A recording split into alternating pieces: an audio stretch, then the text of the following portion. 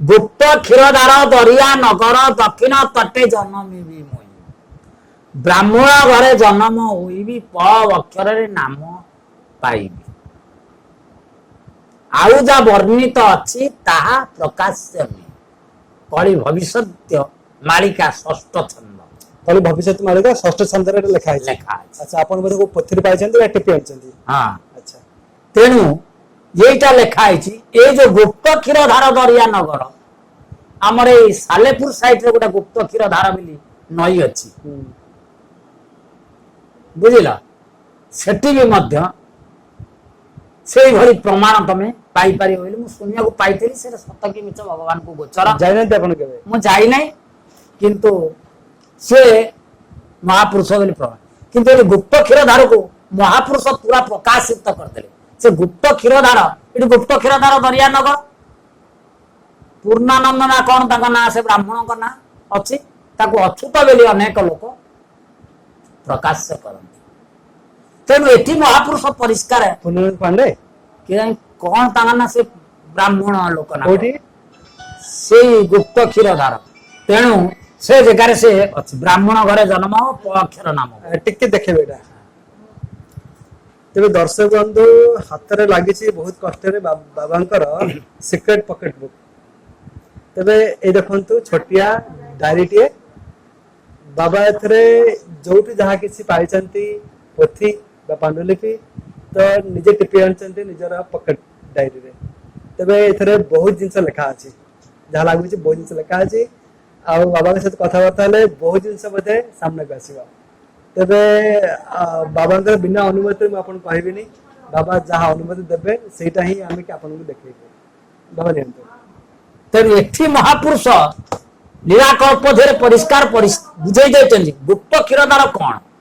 गुप्त क्षीरधार से प्राचीन नई तेणु प्राचीन नईटा हूँ गुप्त क्षीरधार दक्षिण देशे जन्मी भी मुई तेणु से प्राचीन नईर दक्षिण पटे महापुरुष अच्युतानंद नगर जन्म होती से कौटी जन्म होते ना केमितिया ना ब्राह्मण घरे मु जन्म हेबी से ब्राह्मण घरे जन्म हेबे अच्छा आउ प अक्षर रे नाम बहिबी से प अक्षर रे नाम बहिबी आउर अनेक बही देरे महापुरुष टिके टिके भी अध्ययन प्रमाण तो देइछन शिवकल्प 49 पृष्ठा धेरे महापुरुष लिखितंती हरिहर क्षेत्र जन्म मोहरा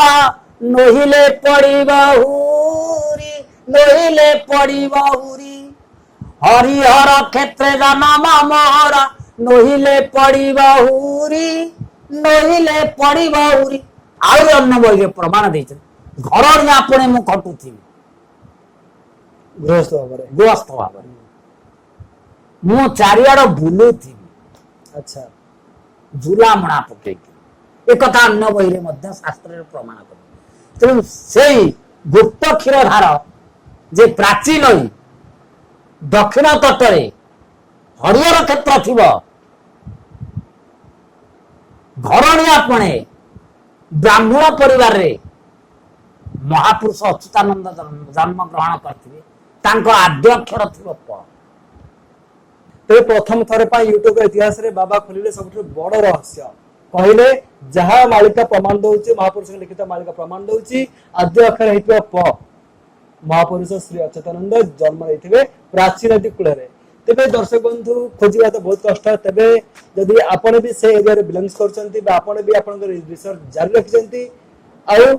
जदि पाखा पाखी आपण पहुंची से जगह रे बा किछि आपण संकेत पाइचंती कमेंट बॉक्स रे लिखंतु आ हमकु पर्सनली कांटेक्ट करंतु फेसबुक माध्यम रे भी कांटेक्ट करंतु यूट्यूब रे कमेंट बॉक्स माध्यम रे भी कांटेक्ट करंतु आबे आपण को कमेंट रे रिप्लाई देबो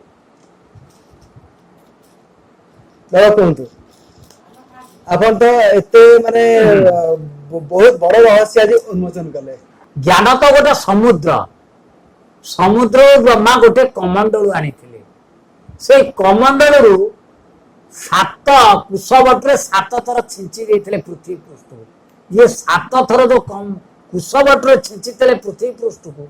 ये ज्ञान को बारंबार जन्माइले बारंबार मरिले मध्य शेष हबने तेणु कमंडल रे केते ज्ञान कमंडल जो जल नहीं के आस्ते ज्ञान जल को आनी समुद्र से समुद्र रे केते କାହିଁ ବିଶାଳ ସମୁଦ୍ର ये ओडिया धर्मर पोथी जेतिक धर्मर पोथी शास्त्र पोथी थला तो पोड़ा हला से जली जली का 6 मास लागिला लिभिबा नालंदा नालंदा विश्वविद्यालय सेति एते पोथी थला हमर धर्मर पोथी ताकु निया लगा दिया गला पोथी बहुत रिसर्च रिपोर्ट थला ताकु पोड़ी गला लिभिबा पाइन कि निया को 6 मास लागला तेणु तू चिंता करथिबो किते ज्ञान पोड़ा हिच तथापि जेतक ज्ञान अच्छी आम शेष तार कि जानी कि हीनटा टिके नाकू बाली बाली अणुरु टिके आम जानी गोटे कथा मत खाली कहबे आमर पाखरे जहाँ खबर हस्तगत होइछि नेमाळ नेमाळ रे आपनकर 1900 रु 1920 मसिया भितर जर्मन जन लेडी आसथिले पाखापाखि गोटे ट्रक पोथी गायब कर देले हाँ बापा ता ही थी मु जानी महापुरुषंकर पोथी थला कोठी ना महिमा गादी काली माता से समय गुड़े कहवाटा अनुचित है पोथी गुड़े चली जाइए केते लोक नहीं जाइछन आउ जहाँ जानी सेटा कहवाटा भल हम कौन जानी छाड़ा जैसे अपटे के कोन सांकेतिक पोथी गुड़े से समय जाइछि भाई फॉरेन लोक माने काई पोथी पत्र पड़ले देखो बापा फॉरेन लोक बुझिया को गले किए अमेरिकन रशिया यही माने ही नहीं चलती तेणु से आम धर्म को फॉलो कर आम ठारू दरिद्र होती भारतवासी बेलाए खाइले बेलाए उपवास किंतु सदाबले शांति कहीं शांति को पाऊँ जी धनर अयस भितर रही शांति पाई सी खाइया को बेलाए खाइले बेलाए उपवास तथापि से शांति रे जीवन यापन कर आर कारण कौन आर कारण हूँ आध्यात्मिक मार्ग जेते दुख थाऊ दुख रे आध्यात्मिक मार्गटा बहुत उज्जवल है कि इंधन बहुत जोगे भाव भक्ति की टाणिया तेणु ये धर्मर लक्षण या कारगिल युद्ध आपन मन थिबो 19 मसिया रेतला कारगिल युद्ध से समय रे प्राइम मिनिस्टर माननीय प्राइम मिनिस्टर कहिथिले जे कि भारत होछि गोटे शांतिप्रिय राष्ट्र प्रथमे तो आमे शांति चाहिलु आ एबे पूरा विश्व देखिबो शांति रक्षा पाई भारत को रूप नहीं पारे तो प्रथमे तो बापा गोटा कथा होछि दुष्ट लोक रागी गले संगे संगे शांत होई जीवो किंतु शांत लोकटा रागिले से प्रलय सृष्टि करिवो बहुत बड़ कथा अपन कहले बहुत भलो कथा अपन कहले शांत लोक रागे ना तक बहुत से समान रागट कंट्रोल रखे जमा रागे ना जेना शांत लोक रागिबो जते आउट ऑफ कंट्रोल हो जाए सीए सेतला रागिबो बहुत प्रलय सृष्टि करिवो आ तार जीवन को सेतला भरोसा नथिबो ए रागी लोकर तो जीवन प्रति भरोसा तो मु रागी जाउछि काले मते मार देबे कि किंतु शांत लोक बुझिबो नाही मारी दियंतु आ रखी दियंतु किंतु सीए तार बहुत भयंकर भाव रे हेई जीवो तार दुखटा भयंकर तेणु भारत पृथ्वी गोटे हृदय जदि पृथ्वीटा को शरीर बोली धरा जाए भारत है से शरीर हृदय तो हृदयटा केमितिया जिनस बापा जानी संपूर्ण विचार हृदय दौच मुंड सीना विचार मालिक है तुम भावटा हृदय सृष्टि बड़ परिष्कार हृदय लोकटा रे भल लोकटा कहीं भल लोक ना हृदय भारी परिष्कार रे हृदय भारी परिष्कार लोक छंद कपट माया मोह किसी जान हृदय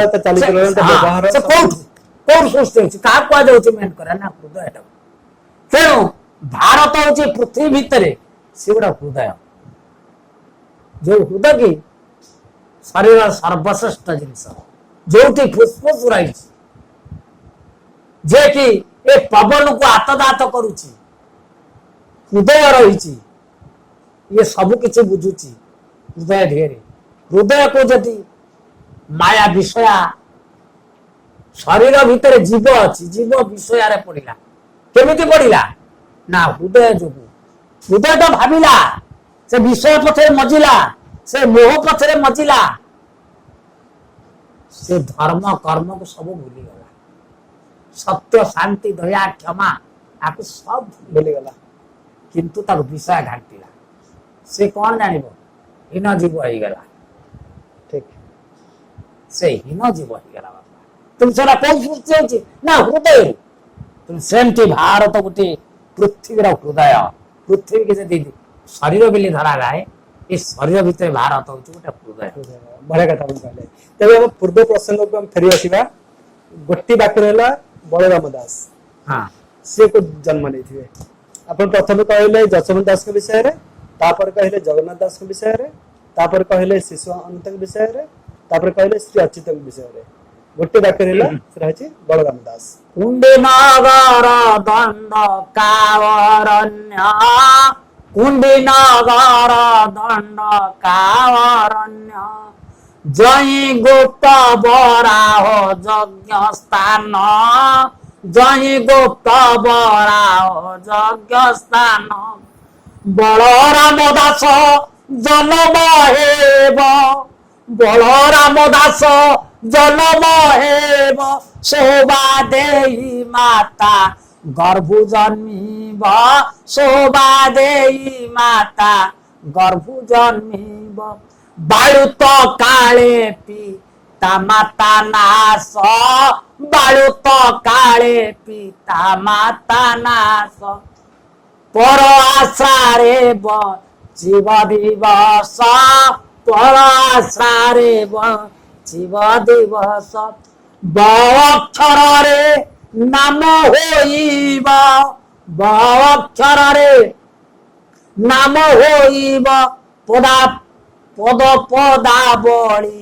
ଲେଖୁଣ ଥିବ, ପଦ ପଦାବଳି ଲେଖୁଣ ଥିବ। କୁଣ୍ଡିନଗର ଦଣ୍ଡକାରଣ୍ୟ, କୁଣ୍ଡିନଗର ଯୋଉ ଅଛି ତାର ଦଣ୍ଡକାରଣ୍ୟରେ ସେଟା କଣ ଥିବ ନା ଜହିଁ ଗୁପ୍ତ ବରାହ ଯଜ୍ଞ ସ୍ଥାନ। ସେଠି ବରାହଙ୍କର ଯଜ୍ଞ ସ୍ଥାନ ଥିବ। ବଳରାମ ଦାସ ଜନ୍ମ ହେବ, ସେଇ ଜାଗାରେ ବଳରାମ ଦାସ ଜନ୍ମ ହେବ। ଶୋଭା ଦେଇ ମାତା, ତାଙ୍କ ମାଙ୍କ ନାଁ ଥିବ ଶୋଭା ଦେଇ ମାତା, ଗର୍ଭୁ ଜନ୍ମିବେ। ବାଳୁତ କାଳରେ ପିତା ମାତା ନାଶ, ବାଳୁତ କାଳରେ 4-5 ବର୍ଷର ହେଇଥିବେ କି 3 ବର୍ଷର ହେଇଥିବେ, ତାଙ୍କ ବାପା ମା ମରିଯିବେ। ତେଣୁ ପର ଆଶ୍ରାରେ ବଞ୍ଚିବ ଦିବସ। ବଳରାମ ଦାସ କେହି ନେଇ ତାଙ୍କୁ ପର ଲୋକ ପାଳୁଥିବେ। ତାଙ୍କ ବାପା ମା ମରିଯାଇଛନ୍ତି 2 ବର୍ଷ 3 ବର୍ଷରେ, ତେଣୁ ପିଲାଟା ତ ରହିବ। ତେଣୁ ପିଲାଟାକୁ କେମିତି କଣ କରାଯିବ? କେହି ପରଲୋକ ପାଳୁଥିବେ, ତାଙ୍କ ଆଶ୍ରାରେ ଏଇ ଜୀବନ ଯାପନ କରୁଥିବେ। ବ ଅକ୍ଷରରେ ନାମ ହୋଇବ, ତାଙ୍କ ଆଦ୍ୟ ଅକ୍ଷର ଥିବ ବ। ବ ବ ଆଚ୍ଛା। ପଦ ପଦାବଳି ଲେଖୁନଥିବ, ସେ ବିଭିନ୍ନ ପ୍ରକାର ପଦ ଲେଖୁଥିବା, ଆଧ୍ୟାତ୍ମିକ ତତ୍ଵ ପଦ, ଗୀତା ଶାସ୍ତ୍ର ଏଗୁଡା ସବୁ ଲେଖୁଥିବେ। ସେ ହଉଛନ୍ତି ବଳରାମ ଦାସ। ଏ ପଞ୍ଚ ଶାଖା ଏ ଜନ୍ମ ହେବ। ତେବେ ଦର୍ଶକ ବନ୍ଧୁ, ବାବା ଯାହା କହିଗଲେ, ମାଳିକାଗର ଗ୍ରନ୍ଥ ଯାହା ପ୍ରମାଣ ଦଉଛି, ସ୍ଥାନର ନାଁ ଥିବ କୁଣ୍ଡିନଗର, ଦଣ୍ଡକା ଅରଣ୍ୟ ଅଞ୍ଚଳ, ଆଉ ଗୁପ୍ତ ବରାହ ଯଜ୍ଞ ସ୍ଥାନ। ହଁ, ସେଠି ଗୋଟେ ଯଜ୍ଞସ୍ଥଳୀ ଅଛି ଯାହାର ନାଁ ହଉଛି ଗୁପ୍ତ ବରାହ ଯଜ୍ଞସ୍ଥଳୀ। ତେବେ ତାଙ୍କ ମାଙ୍କର ହେଇଥିବ ଶୋଭା ଦେବୀ, ଆଉ ନିଜ ନାଁ ହେଇଥିବ ବରେ ହେଇଥିବ ଆରମ୍ଭ। ତେବେ ଏଇଭଳି ଅଞ୍ଚଳ ଯଦି ପିତା ମାତା ଛୁଆ ବେଳୁ ଶିଶୁ ବେଳୁ ମରିଯାଇଥିବେ, ବାଳୁତ ବେଳୁ। ବାଳୁତ ବେଳୁ ତାଙ୍କ ବାପା ମା ଚାଲି ଯାଇଥିବେ, ଯାହା ଓଡିଆରେ ଆମେ କହୁଛୁ ବାପା ମା ସେଉଣ୍ଡ ହେଇଯାଇଥିବେ। ଆଉ କୌଣସି ମତେ ତାଙ୍କର ରିଲେଟିଭ ହୁଅନ୍ତୁ ବା ପାଖରେ ପଡିଶା ରୁହନ୍ତୁ, ସେମାନେ ତାକୁ ନେଇ ପାଳୁଥିବେ। ତେବେ ଏଇଭଳି ସଂକେତ ଯଦି ଆପଣ ବି ଆପଣଙ୍କ ଏରିଆରେ ପାଉଛନ୍ତି, ତେବେ କମେଣ୍ଟ ବକ୍ସ ମାଧ୍ୟମରେ ଲେଖି ଜଣାନ୍ତୁ। ଫେସବୁକ୍ ମାଧ୍ୟମରେ ମତେ ପର୍ସନାଲି କଣ୍ଟାକ୍ଟ କରନ୍ତୁ, ଆମେ ମଧ୍ୟ ଆପଣଙ୍କୁ ସହଯୋଗ କରିବୁ ଖୋଜିବାରେ। କୁହନ୍ତୁ। ତାଙ୍କ ଆଦ୍ୟ ଅକ୍ଷର ବ ନାମ ହେଇଥିବ, ପଦ ପଦାବଳି ଲେଖୁନଥିବ। ଏଇ ପଞ୍ଚଶାଖା, ଏ 13 ଜନ୍ମର ରହସ୍ୟ। ତେବେ ଗୋଟିଏ ଗ୍ରନ୍ଥରେ ସେ ବିଶେଷ ଭାବେ ବ୍ୟାଖ୍ୟା କରିନାହାନ୍ତି, ବିଭିନ୍ନ ଗ୍ରନ୍ଥରେ ଟିକେ ଟିକେ ଦେଇକି ତାଙ୍କ ସବୁଯାକ ଗ୍ରନ୍ଥକୁ ଖୋଜିକି ତାଙ୍କ ସବୁ ଜନ୍ମକୁ ଧଇଲେ, ଏକାଠି କଲେ, ତାହେଲେ ଗୋଟେ କିଛି ନା କିଛି ବାଣ ଫୁଟିବ। नहले बाण फुटिबो नाही नल खोजी बोलथुवा हां खोजी बोलुथु महापुरुषଙ୍କ ଶେଷ ଗ୍ରନ୍ଥ ହଉଛି 13 ଜନ୍ମଶରଣ ହଁ। ତ ସେଥିରେ ବି ତାଙ୍କ ଜନ୍ମ ବିଷୟରେ ବୃତ୍ତାନ୍ତ ବିଷୟରେ ଲେଖା ଯାଇଛି ହଁ। କିଛି କିଛି କଥା ପଢିଛନ୍ତି ଆପଣ हां मु पढिछि मने पडुने पढिछि ଆଚ୍ଛା किंतु बापा बणरे भी मल्ली फुटे तार बाष्पटा कुआडे जीवनी बासनाटा रहिबो ଚାରି ଦିଗକୁ ମହକାଇବ हाँ। से निश्चिंत शास्त्रविद ହେଇଥିବେ मंत्रविद भी ହେଇଥିବେ ए जोग मार्ग तत्व शास्त्र तार कर्म क्रिया माध्यम सब किछि जानिथिबे ବେଶୀ ଦିନ ପର୍ଯ୍ୟନ୍ତ ଲୁଚି ରହି ପାରିବେ ନାହିଁ କିଛି ରହି ପାରିବେ ସାମ୍ନାକୁ ଆସିବାକୁ ତାଙ୍କୁ ପଡିବ ହିଁ କେହି ଭକ୍ତି ଧରିବେ ନିଶ୍ଚିନ୍ତ ଧରା ପଡିବେ ଯିବେ କି ଯେତେବେଳେ ଭକ୍ତ ଅଛନ୍ତି ସେମାନେ ଧରିବେ ସେ ଖୋଜି ବୁଲୁଛନ୍ତି ନା ସେ ଖୋଜି ବୁଲୁଛନ୍ତି ଆମେ ବି ତ ସେ ମହତ କାମ ଲାଗିଛି ବାବା ହଁ ସେ ଖୋଜି ଦେଖାଯାଉ ବୁଲୁଛନ୍ତି ପହଞ୍ଚି ପାରୁଛୁ ନା ନାହିଁ କିନ୍ତୁ ଦେଖ ବାପା ଏତିକି ଯେଠି ପ୍ରମାଣ କହିଲି ଆକୁ ଖୋଜ ନିଶ୍ଚିନ୍ତ ପାଇବ ନିଶ୍ଚୟ ଆପଣଙ୍କ ଆଶୀର୍ବାଦ ଆମ ସାଙ୍ଗରେ ଅଛି ନିଶ୍ଚିନ୍ତ ପାଇବ କିନ୍ତୁ ମନେ ରଖିଥାଅ ବର୍ତ୍ତମାନ ଯାହା ନାମ କୁଶଭଦ୍ରା ହେଇଛି ତାଙ୍କ ଲେଖାରେ ସେ ନଈଟା ନାଁ କଣ ସେ କୁଶଭଦ୍ରାର ନାମ କଣ ଆଚ୍ଛା ଭଲ ଗୋଟେ କ୍ଲୁ ଦେଲେ ଆପଣ ଏତିକି ପ୍ରମାଣ ପାଇବ ଆଉ ଗୋଟେ ଭକ୍ତର ପରିଚୟ ଗୋଟେ ଅକ୍ଷର ବାପା ମୁଁ କହୁଛି ଶୁଣ ପ୍ରାୟ ଅଧିକାଂଶ ଜାଗା ଭକ୍ତଙ୍କୁ ଦେଖୁଥିବ ପାଉଥିବ ମୁଁ ଗୋଟେ ପରିଚୟ ସୂତ୍ର ଗୋଟେ କହୁଛି ଏଗୁଡ଼ା ମାଧ୍ୟମକୁ ଖୋଲିବା କଥା ନୁହଁ ତେବେ ଗୋଟିଏ ସାମାନ୍ୟ ସୂତ୍ର ସାମାନ୍ୟ ସୂତ୍ର ଗୋଟେ ଖାଲି କୁହନ୍ତୁ ବାପା ଦେଖ ଯୋଉ ଗାଁର ନାଁ ଥବ ଯାହା ସେଇ ଗାଁର ଆଦ୍ୟ ଅକ୍ଷର ସେଇ ଲୋକର ନାଁ ଥିବ ଭକ୍ତ ହେଇଥିବ ଏ ଅଧିକାଂଶ ସ୍ତରରେ ତମେ ଭକ୍ତ ଖୋଜୁଛ ଏମିତିଆ ଟାଇପ ଭକ୍ତ ପାଉଥିବ ଆଚ୍ଛା ଆଚ୍ଛା ଆଚ୍ଛା ଆଚ୍ଛା ବାପା ମାର୍କ କର ମନ ଭିତରେ ବୁଲି ଯା ମୁଁ ଯୋଉ କଥାଟା କହିଲି ସେ ଗାଁର ଯାହା ନାଁଟା ହେଇଥିବ ତାର ଆଦ୍ୟକ୍ଷର ଯାହା ହେଇଥିବ ସେ ଲୋକର ଆଦ୍ୟକ୍ଷର ସେ ହେଇଥିବ ସେ ଜଣେ ଭକ୍ତ ଥିବ ଏମିତି ବି ମହାପୁରୁଷ ଲେଖିଛନ୍ତି ଆଚ୍ଛା ଏ ଗୋଟେ ସୂତ୍ର କହିଲି ମନେ କରାଯାଏ ଗାଁର ନାଁ ହଉଛି ପରମହଂସ ନାଥ ଦେବ ହଁ। ତେବେ ଭକ୍ତ ପ ଅକ୍ଷର ଆଦ୍ୟ ପ ହେଇଥିବ ଆଦ୍ୟକ୍ଷର ପ ଥିବ ଯଦି ଗୋବିନ୍ଦପୁର ହେଇଥିବ ଗୋବିନ୍ଦ ବୋଲି ତା ନାଁଟା ଆଦ୍ୟକ୍ଷର ଆଜ୍ଞା ଥିବ ଗ ଥିବ ନହେଲେ ଗୋବିନ୍ଦ ଥିବ ତେବେ ଗୋଟେ ବହୁତ ବଢିଆ ସୂତ୍ର ଆମକୁ ଦେଲେ ତେବେ ଦର୍ଶକ ବନ୍ଧୁ ଏଥିରେ କିଛି ଲୁଚା ହେବା କଥା ନାହିଁ ଯଦି ବାବା ଏକଥା ଲୋକଲୋଚନକୁ ଆଣିପାରିଲେ ଆମର ବି ଏକ ଜିନିଷ ଲୁଚିବାର ନାହିଁ ଆମେ ଆପଣଙ୍କୁ ମଧ୍ୟ ଭିଡିଓ ମାଧ୍ୟମରେ ଗୋଟେ ହିଣ୍ଟ ଦଉଛୁ ଗୋଟେ କ୍ଲୁ ଦଉଛୁ ଯାହା ବାବା କହିଗଲେ ଯେ କି ଭକ୍ତମାନଙ୍କୁ ଆମେ ଯୋଉ ଖୋଜୁଛନ୍ତି ତେବେ ଯାହା ହେଇଥିବ ଗ୍ରାମର ନାମ ପ୍ରଥମ ଅକ୍ଷର ତ ଭକ୍ତମାନଙ୍କର ନାଁ ମଧ୍ୟ 90% ସେଇ ଅକ୍ଷରରେ ହେଇଥିବା ଆରମ୍ଭ ନାମଟି ତେବେ ଆପଣ ଯଦି କିଛିଟା ପାଇବ ସେ ଅକ୍ଷର ହଁ ତେବେ ଆପଣ ଯଦି ଖୋଜିବାରେ ସକ୍ଷମ ହଉଛନ୍ତି ତ ଆମକୁ କରନ୍ତୁ କଣ୍ଟାକ୍ଟ ତ ବାବା ଆପଣଙ୍କୁ ଅନେକ ଧନ୍ୟବାଦ ବହୁତ ସୁନ୍ଦର ତଥ୍ୟ ଦେଲେ ଆଜିର ଏଇ ଭିଡିଓ ମାଧ୍ୟମରେ ଦର୍ଶକ ବନ୍ଧୁ ମାନଙ୍କୁ ତ ସବୁବେଳେ ଚାତ ଖୋଲି ଚାହିଁ ରହିଛନ୍ତି ଆପଣଙ୍କ ଠାରୁ କିଛି ତଥ୍ୟ ବାହାର କରିବା ପାଇଁ କେତେକ ସମୟରେ ଆମେ ସକ୍ଷମ ହଉ ବାହାର କରିବାରେ କେତେକ ସମୟରେ ମଧ୍ୟ ଆମେ ବିଫଳ ହେଇଥାଉ ତେବେ ସମୟ ଆସିଲେ ବୋଧେ ସବୁ କିଛି ଜିନିଷ ପର୍ଦ୍ଦାଫାଶ ହବ ସାମ୍ନାକୁ ଆସିବ ସମୟ ସାକ୍ଷୀ ଅଛି ଦେଖାଯାଉ ଆଗକୁ କଣ କଣ ସବୁ ଘଟୁଛି ଆଉ ଘଟିବାକୁ ଯାଉଛି ବାବା ଆପଣଙ୍କୁ ଆମ ଚ୍ୟାନେଲ ତରଫରୁ ଅନେକ ଧନ୍ୟବାଦ ତେବେ ଯୋଡି ରୁହନ୍ତୁ ପୁଣି ଦେଖା ହବ ଆଗାମୀ ଅଧ୍ୟାୟରେ ଜୟ ଜଗନ୍ନାଥ ଜୟ ପଞ୍ଚସଖା